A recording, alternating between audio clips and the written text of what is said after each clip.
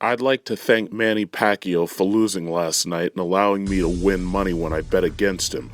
It's amazing how many people on Facebook went silent after watching Manny lose last night. And I find it so funny that everybody was posting all these memes about how Floyd Mayweather couldn't read and how everybody started talking about Floyd Mayweather's domestic violence. Excuse me, could somebody please explain to me why anybody would expect a man who's trained to beat another man to a bloody pulp to suddenly be a well-spoken, gentle, friendly person? Isn't this a man who's trained to beat another man to a bloody pulp? I took just one look at these two men and I automatically knew Mayweather was going to win. Now, it's already funny that on Yahoo they're talking shit and saying that Manny lost because his arm was injured in training and this, that, and other, and blah, blah, blah, blah, blah. But guess what? Y'all can run that lie or that bullshit. You could talk about all the drugs he's shooting into his arm, all the anti-inflammatories, blah, blah, blah. Well, if he was really that hurt, he should have never stepped in that fucking ring. I already knew he was going to lose, and I knew he was going to lose to the point where I was ready to bet money on it. And I bet money on it, and I won. If he was so hurt, then maybe what he should have done was he should have stayed home. So all you people posting the memes about Mayweather running around the ring as a chicken and this, that, and other, guess what? Running around the ring as a chicken is exactly how Ali was able to beat Foreman. He tired him out and then he roped the dope.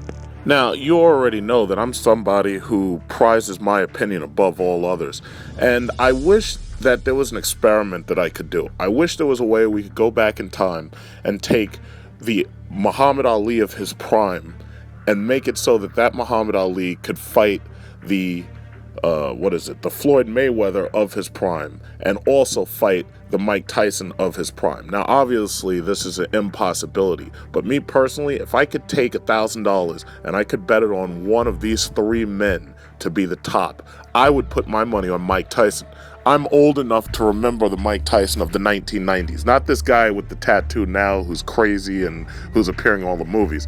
I'm talking about the Mike Tyson of the 1990s. And I think if I put the Mike Tyson of the 1990s directly up against Muhammad Ali or directly up against Floyd Mayweather, I think the Mike Tyson of the 1990s would have knocked both of those guys out. And what do I base that on? Well, the Mike Tyson of the 1990s was an absolute beast. That was an absolute animal, and I really think that he could win. Now, everybody's going to say, oh yeah, well, Muhammad Ali's the greatest of all time, blah, blah, blah, blah, blah.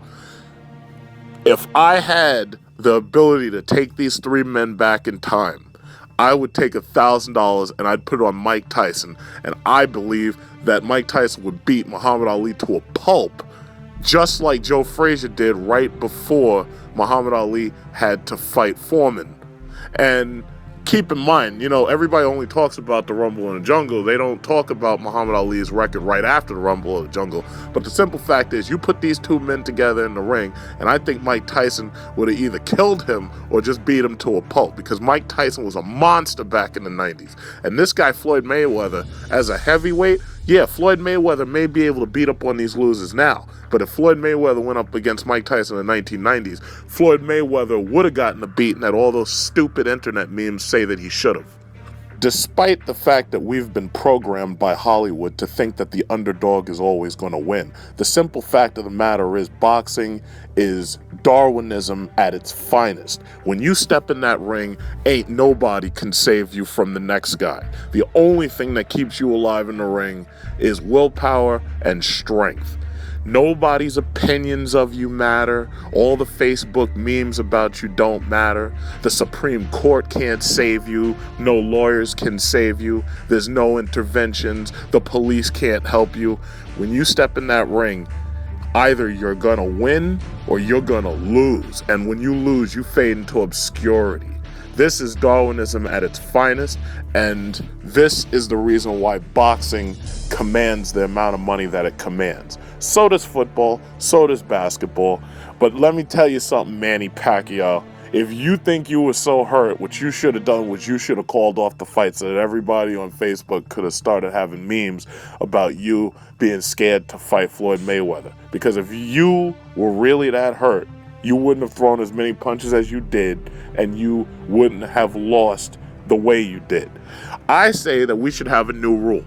I say that when people step in the boxing ring, only one of them should be able to step out, which means that the fight should continue until one guy gets knocked out.